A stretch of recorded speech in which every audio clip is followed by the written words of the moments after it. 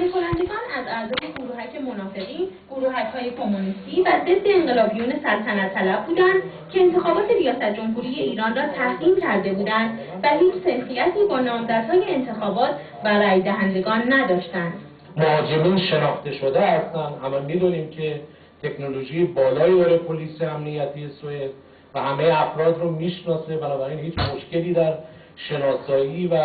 هم قبل از این عمل هم بعد نداشته و انتظار ما اینه که با عنایت به روابط ایران و سوئد مسئولانه برخورد بکنه دولت سوئد و با این پدیده و نقض آشکار حقوق دیپلماتیک عمل بکنه و جبران بکنه همه خسارت‌های مادی و معنوی وارده را. همچنین قشقابی در پاسخ به سوالی درباره علت عدم صدور روادید برای معاون اول رئیس جمهور ایران برای شرکت در اجلاس مالی سازمان ملل متحد گفت